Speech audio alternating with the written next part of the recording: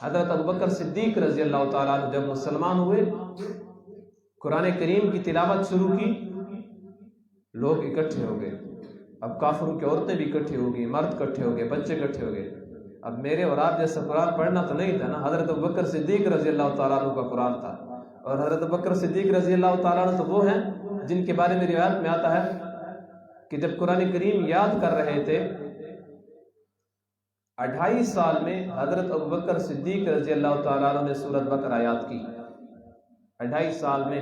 آج کل 1.5 سال 2 سال میں بچہ حافظ بن جاتا ہے. کیوں؟ صحابہ کرام کا حافظہ تو قوی تھا، جو بات یاد کر لیتے تھے فوراً یاد ہو جاتی تھی. لیکن حضرت ابوبکر صدیق رضی اللہ تعالیٰ عنہ نے اتنا ٹائم کیوں لگایا؟ اس کی وجہ حضرت ابوبکر صدیق رضی اللہ تعالیٰ عنہ نے خود بتائی ہے کہ میں نے سورۃ بقرہ شروع کی، جو آیات میں پڑھتا جاتا ان پہ عمل کرتا جاتا. 2.5 سال میں میری سورۃ بقرہ پوری ہوئی تو 2.5 سال سورۃ بقرہ کے اوپر عمل بھی میرا پورا ہو گیا. جب سورۃ بقرہ پوری ہوئی، ایک بات صحابہ کرام کو یہ قرآن پڑھنا تھا. یہی حضرت ابوبکر صدیق نے قرآن پڑھنا شروع کیا، کافر جمع ہو گئے. حضرت ابوبکر صدیق کو نکالتے ہیں مکے سے. ایک مکے کا سردار تھا، اس نے حضرت ابوبکر صدیق رضی اللہ تعالیٰ عنہ کی ذمہ داری لے لی کہ یہ اپنے گھر کے اندر اپنے کمرے میں تلاوت کرے گا، باہر تلاوت نہیں کرے گا، لہٰذا اس کو مکے سے نہ نکالو. حضرت ابوبکر صدیق رضی اللہ تعالیٰ عنہ نے بھی بات مان لی، گھر کے اندر تلاوت کروں گا. لیکن انسان دین پہ چلے اور دین کو چھپا کے چلے، یہ ہو نہیں سکتا. دین چھپانے والی چیز نہیں ہے، جتنا بھی نیکی کو چھپائیں چھپ نہیں سکتے. یہی بات حضرت عمر رضی اللہ تعالیٰ عنہ نے کی تھی جب مسلمان ہوئے. کہا یا رسول اللہ، ہم چھپ چھپ کے نمازیں پڑھیں گے؟ آج تو دن ہے، ہم خانہ کعبے کے اندر شریعام نماز پڑھیں گے. تلوار نکالی اور اعلان کیا، کسی نے اپنی ماں کا دودھ پیا ہے تو آئے ہمارا راستہ روکے. اگر کسی نے عورتیں بیوہ کروانی ہوں، بچے یتیم کروانے ہوں، اپنی جانوں سے تنگ ہو، ہمارا راستہ روکے، ہم نے خانہ کعبہ میں شریعام نماز پڑھنی ہے. یہ صحابہ کا شوق تھا. حضرت ابوبکر صدیق نے اس بات پہ عمل کر دیا. کچھ دن گھر کے کمرے کے اندر پڑھتے رہے. جب تنگ ہوئے نا، کمرے سے نکل کر اپنے صحن میں، اپنے گھر کے صحن میں پابندی تھی، قرآن نہیں پڑھو گے. آج ہم شکر نہیں کرتے، ہمارے تک دین پہنچا ہے. کون سی قربانی ہم نے کی ہے؟ کون سی قربانی ہم نے کی ہے؟ قربانیاں تو صحابہ کرام کر گئے ہیں. صحابہ کرام کے بعد نیک لوگ قربانیاں کر گئے. ہم تک دین بغیر محنت کے پہنچایا ہے. ہماری کوئی محنت نہیں ہے، ان کی محنتیں تھیں.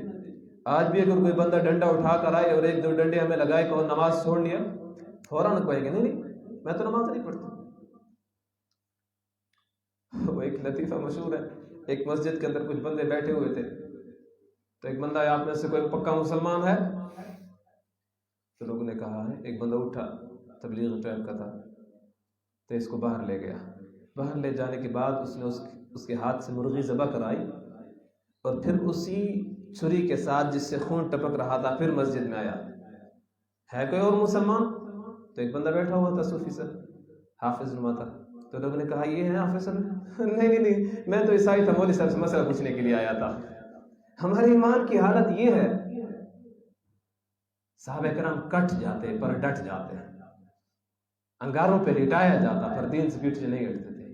ہمارے اوپر وہ مشکلات آئیں، وہ مصیبتیں آئیں، ہم برداشت کر لیں گے؟ تو حضرت ابوبکر صدیق رضی اللہ تعالیٰ عنہ سے صبر نہ ہوا. باہر نکلے، قرآن مجید کی تلاوت شروع کی.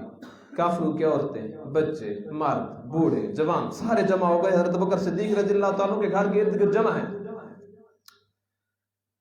پھر جب لوگوں نے دیکھا، پھر اس سردار کے پاس گئے. آپ نے تو کہا تھا کہ حضرت ابوبکر صدیق اپنے کمرے کے اندر نماز پڑھے گا، اب یہ گھر کے صحن میں پڑھ رہا ہے، لہٰذا اس کو پابند کرو، اپنے کمرے کے اندر تلاوت کرے. وہ حضرت ابوبکر صدیق رضی اللہ تعالیٰ کے پاس آیا.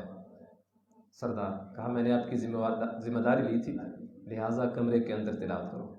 کہا میری ذمہ داری لیتے ہو تو ٹھیک، نہیں لیتے تو میں قرآن چھپ کے نہیں پڑھ سکتا، اپنے گھر کے اندر شریعت قرآن پڑھوں گا.